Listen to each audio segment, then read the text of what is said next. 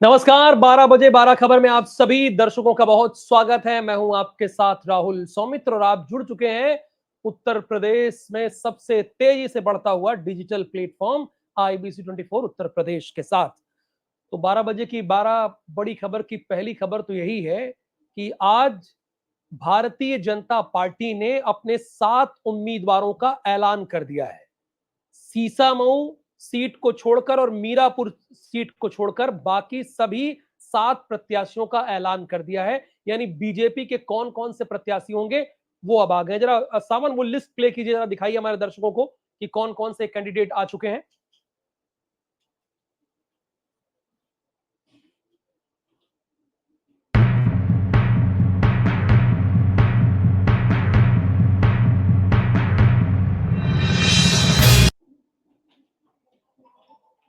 तो जैसा कि इसमें आप साफ तौर पर देख रहे हैं, कुंदरकी से रामवीर सिंह ठाकुर को टिकट दिया गया है। गाजियाबाद से संजीव शर्मा जो कि महानगर अध्यक्ष हैं, उनको टिकट दिया गया है। और खैर ये एससी सीट है, यहां से सुरेंद्र दिलेर को टिकट दिया गया है। करहल यहाँ पे तेज प्रताप यादव लड़ रहे हैं समाजवादी पार्टी की तरफ से। अनुजेश यादव को टिकट दिया है, यानी पिछड़ा का दांव यहाँ पर भारतीय जनता पार्टी ने भी खेला है। फूलपुर से दीपक पटेल को इस बार मौका दिया गया है। और कटेहरी से ये कटेहरी सीट बीजेपी के लिए बड़ी प्रतिष्ठा का विषय है। यहाँ पर पहले लालजी वर्मा जीते थे और ये कटेहरी से जिसको टिकट दिया है धर्मराज निषाद, ये मूलतः बसपाई हैं और मंत्री भी रहे हैं, तो उनको टिकट दिया गया है। मझवा सीट से सुचिस्ता मौर्य को टिकट दिया गया है। और अभी जैसा कि मैंने बताया कि 2 सीट बाकी है। वो 2 सीटें कौन कौन सी है? आरएलडी के खाते में हो सकता जाएगी मीरापुर और सीसामऊ, जहां से इरफान सोलंकी वो विधायक हुआ करते थे और अब उनकी पत्नी वहां से चुनाव लड़ेंगी। और इसके साथ समाजवादी पार्टी ने भी एक सीट पर टिकट का ऐलान किया है। अखंड हमारे साथ इस वक्त लाइव जुड़े हैं, मैं देख पा रहा हूं। अखंड, आज तो बड़ी पॉलिटिकल खबर है। भारतीय जनता पार्टी ने नामांकन के एक दिन पहले, चूंकि आज का दिन भी नामांकन के लिए, लेकिन कल लास्ट डेट है, उसके पहले कैंडिडेट का ऐलान किया, लेकिन अभी भी 2 बचे हुए हैं। अब कितना प्रतिष्ठा का विषय ये नजर आता है। और समाजवादी पार्टी ने भी एक कैंडिडेट घोषित किया है, किस सीट पर? जी राहुल, आपको बता दें कुंदरकी सीट पर हाजी रिजवान को समाजवादी पार्टी ने अपना प्रत्याशी घोषित किया है। मोस्ट अवेटेड लिस्ट थी बीजेपी की, वो लिस्ट अब आ चुकी है। 7 उम्मीदवारों के नामों का ऐलान कर दिया गया है। 2 सीटें बची हैं, जिसमें से एक सीट मीरापुर आरएलडी के खाते में गई है। वहीं एक सीट है सीसामऊ, जिसपे बीजेपी ने अपने पत्ते अभी नहीं खोले हैं। सबसे बड़ी बात है कि इन 7 सीटों में जो सबसे रोचक नाम है वो नाम है अनुजेश यादव का, जो कि करहल से है। आपको बता दें करहल से अनुजेश यादव का नाम इसलिए रोचक है क्योंकि वहां से तेज प्रताप यादव चुनाव मैदान में है। और सबसे बड़ी बात है कि दोनों जो हैं ये कहें कि मुलायम सिंह यादव के दामाद अनुजेश यादव को भारतीय जनता पार्टी ने चुनावी मैदान में उतारा है। धर्मेंद्र यादव जो कि सांसद है समाजवादी पार्टी से, उनके सगे बहनोई हैं अनुजेश यादव, उनको बीजेपी उन पे बीजेपी ने दाव लगाया है। वो करहल में तेज प्रताप यादव को सीधी टक्कर देंगे। बहुत बड़ा दाव लगाया है बीजेपी ने अनुजेश यादव को उतार करके। अब ये कहें कि कहीं ना कहीं जो वोट बैंक है जो उसको साधने की कोशिश की है कि कुछ कहा जाता है कि यूपी में जो यादव है वो वोट बैंक सपा के साथ मजबूती के साथ खड़ा रहता है। अब देखने वाली बात होगी करहल में जिस तरीके से यादव परिवार को ही आपस में लड़ाने का काम किया गया है वो कितना ज्यादा बीजेपी के लिए काम करता है। अगर एक चीज देखी जाए कि जो लिस्ट में 7 उम्मीदवारों का नाम किया है बीजेपी ने जो ऐलान किया है, उसमें सबसे बड़ी बात है कि पीडीए को ध्यान में रख करके जो समाजवादी पार्टी का जो फॉर्मूला है पीडीए, उसी की तर्ज पर बीजेपी ने भी 7 नामों का ऐलान किया है। अगर जो सबसे बड़ी बात आपने राहुल एक पहले बताई थी कि जो निषाद पार्टी है, जो संजय निषाद है, उनको बीजेपी झुंझुना थमाएगी और कुछ ऐसा ही हुआ। मंझवा से भी और कटहरी से, दोनों जगह से बीजेपी ने नाम का ऐलान कर दिया गया है, तो उनके सपनों पर भी पानी फिर गया है। जी राहुल। यानी सहयोगी दल निषाद पार्टी को वाकई झुंझुना ही मिला है। पिछली बार इन दोनों सीट पर निषाद पार्टी का या तो कैंडिडेट या तो सिंबल चुनाव लड़ा था, लेकिन इस बार चूंकि भारतीय जनता पार्टी ने प्रतिष्ठा का विषय बना लिया है। ये सिर्फ एक बाई इलेक्शन नहीं है। अगर आप ये सोच रहे हैं कि ये सिर्फ बाई इलेक्शन है, ये 2027 के पहले एक माहौल है। चूंकि 2024 के लोकसभा चुनाव में भारतीय जनता पार्टी बुरी तरह हारी है। समाजवादी पार्टी और कांग्रेस का गठबंधन उनसे काफी आगे निकल गया और यही वजह है कि बीजेपी कोई मौका नहीं छोड़ना चाहती। अब सोचिए, कल नामांकन की आखिरी डेट है। अखंड, और उसके पहले अभी तक इनके टिकट क्लियर नहीं हुई है कि कौन कौन टिकट लड़ेगा। क्योंकि भाई 9 सीटें हैं, अभी आप 7 जारी किए, अभी आप फंसे हुए हैं ना, इसका मतलब पेच फंसा हुआ है ना। तो ये सिर्फ उपचुनाव नहीं है। और इस चुनाव से एक बार अपने दर्शकों को बता दें, कोई फर्क नहीं पड़ने वाला है सरकार पर, सरकार की सेहत पर कोई फर्क नहीं पड़ने वाला है। ना गुणा गणित लगाकर समाजवादी पार्टी सत्ता में आ जाएगी, कुछ नहीं होने वाला है। लेकिन माहौल बनता है ना एक, कोई भी नहीं चाहेगा कि लगातार 2 चुनाव हारे। और जहां उपचुनाव हो रहा है, ये तो सारी समाजवादी पार्टी की गढ़ है। 10 में से 5 सीटों पर समाजवादी पार्टी का यहां पर गढ़ रहा है, 3 पर बीजेपी और 2 पे इनके सहयोगी दल। बहुत धन्यवाद अखंड इस पूरी जानकारी के लिए। अब देखिए, समाजवादी पार्टी और कांग्रेस में लगातार लोग अटकलें लगाते रहे कि सब कुछ ठीक ठाक नहीं है, स्थिति खराब है। लेकिन समाजवादी पार्टी की तरफ से आज एक पोस्टर जारी किया गया, क्लियर लिखा गया कि हमारे यहां सब कुछ ठीक है। भले ही कांग्रेस यहां पर उपचुनाव में ना लड़ रही हो, लेकिन महाराष्ट्र में समाजवादी पार्टी का ख्याल रखा गया है। जरा वो बाइट सुनाई, इस पर क्या कहना है राजनीतिक दलों का। कांग्रेस मुक्त का नारा भारतीय जनता पार्टी ने दिया था, लेकिन उसको उत्तर प्रदेश में साकार कराने का काम अखिलेश यादव जी कर रहे हैं। आखिरकार अखिलेश यादव जी ने घोषित कर दिया कि समाजवादी पार्टी के साइकिल चुनाव निशान पर ही उपचुनाव लड़े जाएंगे। अब कांग्रेस के हाथ खाली हो गए और यह हाथ का पंजा अब हाथ मलता रहेगा। कांग्रेस पार्टी की इस दुर्दशा के कारण केवल कांग्रेस ही है, क्योंकि कांग्रेस ने जैसा मध्य प्रदेश में, हरियाणा में समाजवादी पार्टी के साथ व्यवहार किया, आज समाजवादी पार्टी ने धोबी पछाड़ दांव मुलायम सिंह यादव वाला वो आज कांग्रेस पार्टी को दे दिया है। और कांग्रेस पार्टी इतनी धोबी पछाड़ दांव, बीजेपी के प्रवक्ता राकेश त्रिपाठी कह रहे हैं कि धोबी पछाड़ दांव। हालांकि समाजवादी पार्टी और कांग्रेस में इसलिए मैं कह रहा हूं कि ठीक है, क्योंकि समाजवादी पार्टी की महाराष्ट्र की बात मान ली गई है, वहां पे अच्छी खासी उन्हें सीटें दी जा रही है। यहाँ पे लड़ाई तो सीधे बीजेपी और समाजवादी पार्टी के बीच में ही है। ये तो राजनेता हैं, अपनी अपनी बात रखते हैं, अपनी अपनी बात कहते हैं। फिलहाल रायबरेली से एक खबर है, अतिक्रमण के खिलाफ कार्रवाई लगातार की जा रही है। जरा उस खबर को सावन प्ले कीजिए, अपने दर्शकों को दिखाऊं मैं।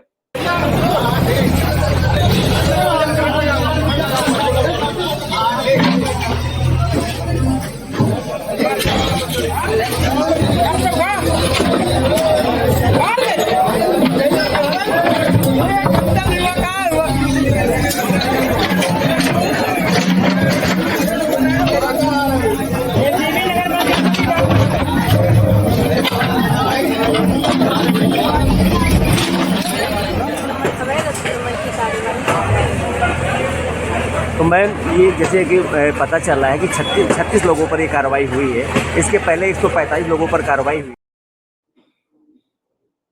ये इंद्रवीर सिंह, ये कहां पर रायबरेली में अतिक्रमण की कार्रवाई हुई है, क्या मामला है ये?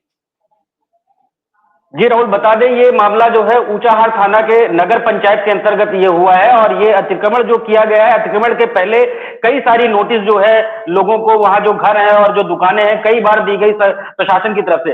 अब ये हाई कोर्ट की तरफ से फैसला आया है अतिक्रमण हटाने का, और 145 दुकानें लगभग जो है और घरे जो है टोटल इस अतिक्रमण के तहत आए हैं। और इनको कई बार नोटिस प्रशासन की तरफ से, एसडीएम महाराजगंज और पुलिस प्रशासन की तरफ से, डीएम की तरफ से भेजी गई, लेकिन उससे लोगों ने किसी तरीके की कोई गंभीरता नहीं ली जो अतिक्रमण किए हुए थे। और अंततः जो है कल इस पे जो है एसडीएम महाराजगंज ने अतिक्रमण हटाने का फैसला किया और बुलडोजर लेकर वहां पे पहुंचे और अतिक्रमण हटाया गया। पुलिस प्रशासन मौजूद रहा। और जैसे आप जानते हैं और सब लोग जानते हैं कि उत्तर प्रदेश में 2 चीज बड़ा फेमस है, एक इनकाउंटर और एक अतिक्रमण। इसको लेके उत्तर प्रदेश योगी सरकार किसी भी तरीके का टॉलरेंस बर्दाश्त नहीं करती। और ये होना भी चाहिए कि अगर आप फर्जी अतिक्रमण, जहां पे बाजारें हैं, दुकानें, भीड़ भाड़ वाले इलाके, अगर बात करें राहुल की, वहां पे जाया जाए तो त्योहारों के समय पे तो अतिक्रमण इतना ज्यादा हो जाता है कि आप मोटरसाइकिल से निकलना आपका दुश्वार हो जाएगा। तो ये अतिक्रमण को लेकर प्रशासन एकदम सख्त नजर आ रहा है। त्योहारों को लेकर खासकर रायबरेली में बात करें, खाद्य विभाग हो या अतिक्रमण को लेकर, और ये कई सारे जैसे अभी रायबरेली प्रयागराज और लखनऊ हाईवे पर भी अतिक्रमण थे, मुंशीगंज पड़ता है, वहां पे भी इनको इन पे कार्रवाई की गई। खैर वहां पे मुआवजा भी दिया गया और इन अतिक्रमण को लेकर कई बार प्रशासन ने नोटिस भी जारी करी, लेकिन लोगों के कानों में जू तक नहीं रेगी। तो अंततः इसमें जो है लोगों को कल एसडीएम महाराजगंज द्वारा ये अतिक्रमण बछावा कस्बे में नगर पंचायत के अंतर्गत किया गया। जी राहुल, धन्यवाद इस जानकारी के लिए आपका। दुर्गेश, वाराणसी से आज की सबसे बड़ी खबर कौन सी है? जी राहुल, बताना चाहूंगा कि वाराणसी की सबसे बड़ी क्रूज है। कहा जाता है कि प्रधानमंत्री ने काफी विकास किया और पर्यटन के क्षेत्र में भी उन्होंने काफी विकास किए हैं और करने के लिए अग्रसर हैं। वहीं पे बताना चाहूंगा कि प्रदेश का पहला ऐसा बंगाल क्रूज जो काशी में आया है, उसमें करीब अगर बात की जाए तो सारी लग्जरी सुविधाएं उसमें मुहैया हैं। अगर बात की जाए तो कल नमो घाट से, जो प्रधानमंत्री का ड्रीम प्रोजेक्ट रहा है नमो घाट और उनके नाम से भी जाना जाता है, तो वहाँ पे कल एक खड़ा हुआ। उसके बाद से ही यहाँ के जो माझी समाज हैं वो लगातार विरोध कर रहे हैं, क्योंकि जिस तरह से माझी समाज अपना नाव चलाकर पर्यटकों को बिठाकर सैर कराते हैं, उसको देखते हुए अगर बात की जाए तो उनका प्रतिदिन रोज कमाना रोज खाना होता है। तो अगर पहले तो 2 क्रूज चल रहा था, अलकनंदा क्रूज चल रहा था और एक और सहयोगी था वो भी चल रहा था, लेकिन अब बंगाल क्रूज आ जाने के बाद से ही उनकी रोजी रोटी पर पूरी तरह से संकट आ गया है। बात की जाए तो प्रधानमंत्री ने जिस तरह से माझी समाज को लेकर कहा था कि आप लोगों की रोजी रोटी पर कोई संकट नहीं आएगा, आप लोगों को ध्यान में रखते हुए यहाँ हर सुविधाएं दी जाएंगी, लेकिन वहीं पे कल से ही आज भी धरने पर बैठे हुए हैं। जिला प्रशासन से भी ये मांग कर रहे हैं कि यहाँ पे क्रूज अगर चलाया जाएगा, चाहे अलकनंदा क्रूज हो या बंगाल क्रूज हो, तो हम लोग प्रतिदिन जो रोज कमाते हैं हमारे परिवार कैसे चलेंगे। लगातार इसका विरोध कर रहे हैं और विरोध के साथ साथ कहे कि अगर हमारी मांग अगर पूरा नहीं होती है तो हम लोग उग्र प्रदर्शन करने के लिए बाध्य होंगे। तो प्रशासन भी उनको मनाने में लगा है और एक तरफ बंगाल क्रूज अगर चलता है यहाँ पे काशी में, तो वो प्रयागराज होते हुए, वाराणसी होते हुए, कैसी होते हुए, गाजीपुर होते हुए जो यहाँ के धार्मिक पर्यटन हैं उनको वहाँ पे लोगों को सैर कराएगा। और जो यहाँ के बनारस के 84 घाट है, कहा जाता है कि 84 घाट जो सैलानी आते हैं देखने के लिए, अगर राहुल अगर आप भी कभी आए यहाँ पे 84 घाट देखने के लिए, तो बड़ा हम तो आपकी वो करेंगे ही, लेकिन कभी आप भी आइए। तो ये छठा जो होती है यात्रियों की, वो भी यहाँ पे देखने के लिए आता है। तो जिस तरह से नाव वाले थे वो भी यहाँ पे आए हैं, पूरी तरह से जो नाव है वो चलती है, 84 घाटों की छवि दिखाते हैं, गंगा आरती दिखाते हैं। तो यानी कि घाटों की जो छवि वो दिखाते हैं, अब उनकी रोजी रोटी पे पूरी तरह से यहाँ पे अब संकट आ गया है। बिल्कुल संकट आ गया, इस बात का ख्याल रखना चाहिए माझी समुदाय का। ठीक है, आप विकास कर रहे हैं, लेकिन अगर किसी का रोजगार छीन रहे हैं तो उसके लिए वैकल्पिक व्यवस्था भी होनी चाहिए। और दुर्गेश, मैं आपका आमंत्रण स्वीकार करता हूं।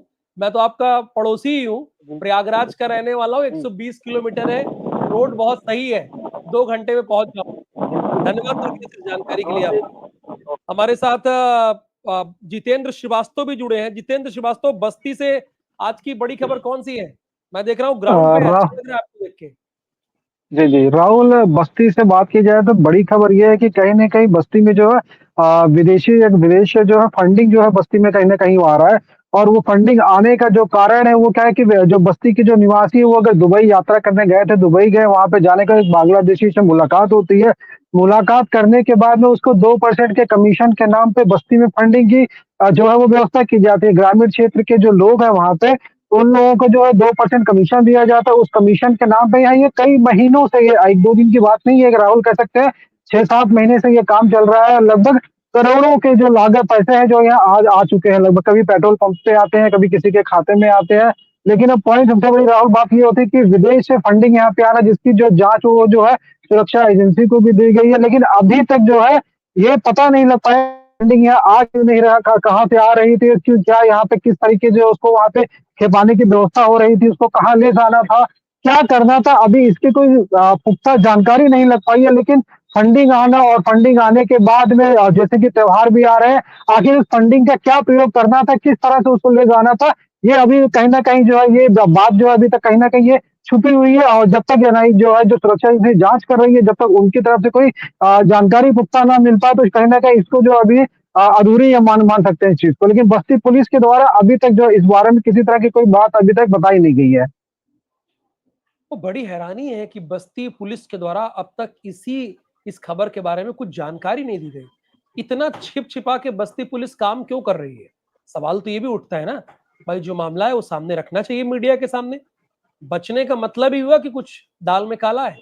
धन्यवाद जितेंद्र इस जानकारी के लिए आपका।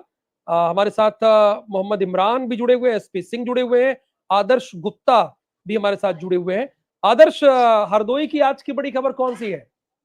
सर, आज हरदोई की सबसे बड़ी खबर ये है कि हरदोई के एसपी नीरज यादव ने एक अच्छी पहल की शुरुआत की है। ई रिक्शा को लेकर जितने भी हरदोई जनपद में ई रिक्शा है उनमें नंबर प्लेट लगाई गई है। उस नंबर प्लेट में ई रिक्शा चालक के नाम पड़े हुए हैं, आईडी उसमें उनकी आईडी पड़ी हुई है, मोबाइल नंबर पड़ा हुआ है। यदि किसी सवारी का सामान इसमें रह जाता है तो इस मोबाइल नंबर से उसे संपर्क किया जा सकता है। और कहीं ना कहीं पर राहुल जी, ये एक हरदोई की बहुत अच्छी पहल की शुरुआत की गई है। हाँ ठीक है, ये वाकई अच्छी पहल है, क्योंकि अब ई रिक्शा बहुत बढ़ गए हैं। किसी भी शहर में चले जाइए, ई रिक्शा की तादाद बहुत ज्यादा हो गई है। अगर वो बिना नंबर के चल रहे हैं और बिना मोबाइल नंबर के चल रहे हैं, उससे हादसे भी बहुत होते हैं। मान लीजिए कहीं हो गया तो उनके बारे में पुलिस को जानकारी होनी चाहिए कि वो किसका ई रिक्शा है, कौन चला रहा है, उसके बारे में ये अगर उन्होंने पहल की है तो ये सकारात्मक पहल है। धन्यवाद आपका आदर्श इस जानकारी के लिए। मोहम्मद इमरान, राहुल जी, हाँ बताइए बताइए। राहुल जी, मैं आदर्श बताइए आप ही। बताना चाहूंगा आपको कि आज हम उसी ई रिक्शा पर बैठे हुए हैं। तो हमारे पीछे आप देखिए एक नंबर प्लेट भी लगी हुई है, इसमें साफ साफ लिखा हाँ दिखाइए भाई उसको।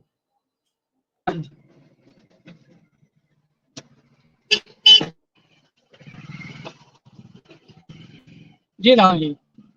तो ये कहीं ना कहीं हरदोई एसपी की एक अच्छी पहल है। इससे महिलाओं को यहाँ पर अच्छी सुविधा मिलेगी और उनका अगर सामान वह कुछ रह जाता है तो घर तक पहुंच जाएगा। यूपी 30 बीटी 3006 ना, और बकायदा जी हरदोई जी पुलिस की टैगलाइन लिखी है, नाम वगैरह सब लिखा है। हाँ जी ये जी बहुत ही सकारात्मक पहल है। एसपी साहब को धन्यवाद कहिएगा, अच्छी पहल है। जी जी जादौन साहब को जी जी राहुल जी। धन्यवाद आपका आदर्श, फिलहाल इस जानकारी के लिए, अच्छी खबर के लिए आपका। मोहम्मद इमरान, आपके जिले से आज की सबसे बड़ी खबर कौन सी है?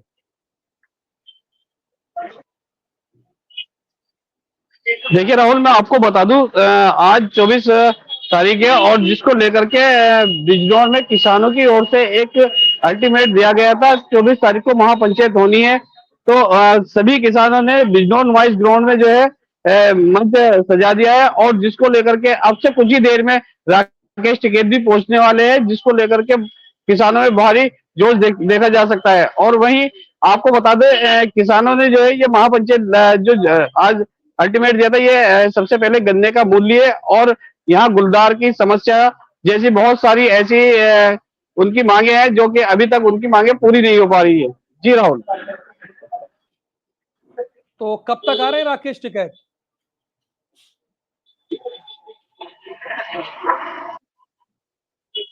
देखिए राहुल, अब से कुछ ही देर में जो है राकेश टिकैत पहुंचने वाले हैं बिजनौर, और उसके बाद जो है मंच पे जो है वो और उनके समर्थक जो है वो पहुंच जाएंगे।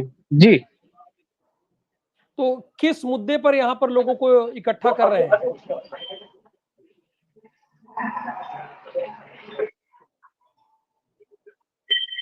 देखिए राहुल, मैं आपको बता दूं, यहाँ पर सबसे पहली समस्या जो है गन्ने का मूल्य, जो कि बैंक द्वारा जो है गन्ने का मूल्य नहीं बढ़ाया जा रहा है। दूसरी समस्या है गुलदार से जो है गुलदार के हमले से काफी किसान जो है मृत हुए। किसानों के ऊपर गुलदार ने हमला किया है, जिससे किसानों की जानें गई हैं और उसी को लेकर के आज जो है महापंचायत की जा रही है। जी।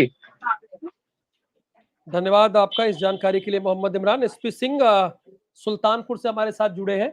एसपी सिंह जी, आप कैमरे पे हैं, ऑन एयर, फ्रंट पर आ जाइए और बताइए कि सुल्तानपुर की आज की सबसे बड़ी खबर कौन सी है? हमारे दर्शकों को अपडेट दीजिए।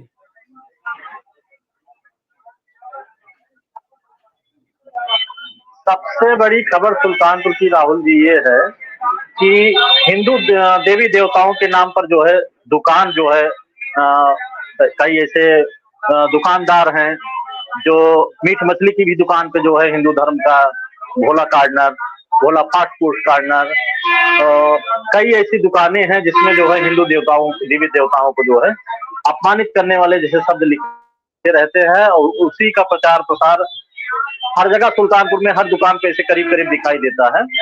और दूसरा, सुल्तानपुर में धर्मांतरण का इस समय कई जगह पे जोरों पे चल रहा है, जैसे महुरिया हुआ, और इधर आपके 2-3 जगह ऐसे हैं, कुलवार ब्लॉक है, धनपतगंज ब्लॉक है, यहाँ धर्मांतरण का, ईसाइयों द्वारा धर्मांतरण का अभी पिछले हफ्ते भी 2 पादरी जो है पकड़े गए थे पुलिस द्वारा जो है, इसमें हिंदू गौ रक्षा वाहिनी के जो है प्रदेश प्रभारी सर्वेश कुमार सिंह की खास पहल रही, और उनके पहल से ही कल डीएम साहिबा को, एसपी साहब को फिर पुनः जो है एप्लीकेशन दिया गया, और मैं ये चाहता हूं कि उनके वक्तव्य हम जो है चैनल को पहुंचाएं।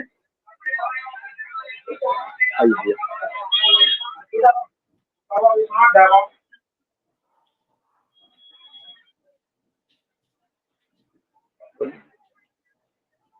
जी राहुल जी, आप पूछिए, इनसे सवाल पूछिए।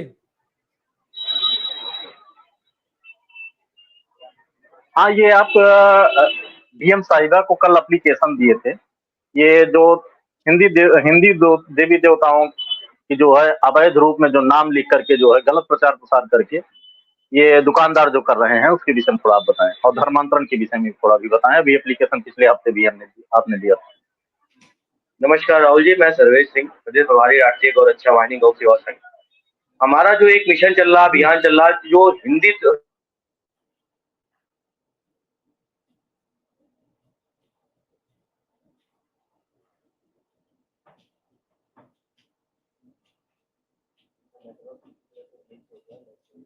एसपी सिंह जी, थोड़ा सा नेटवर्क ग्लिच हो गया है, आपका आ नहीं रहा है क्लियर, आवाज नहीं आ रही भाई साहब की।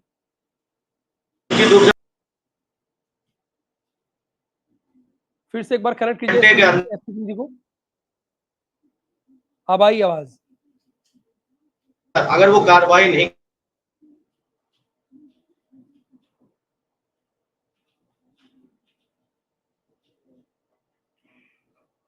एसपी सिंह, थोड़ा नेटवर्क में प्रॉब्लम है, यही खबर आप अभी कर दीजिए 9 बजे 9 रिपोर्टर के लिए, अभी कर दीजिए, इसको हम चलाएंगे। अभी इनसे बात कीजिए, जो ये खबर है उसको आप लिखिए, रात का वेट मत कीजिए कि शाम का वेट कीजिए, अभी कर दीजिए ये खबर आप, क्योंकि आपकी आवाज क्लियर नहीं आ पा रही है। बहुत धन्यवाद 12 बजे 12 खबर हमारे साथ जुड़ने के लिए, और बने रहिए IBC 24 उत्तर प्रदेश के साथ। नमस्कार।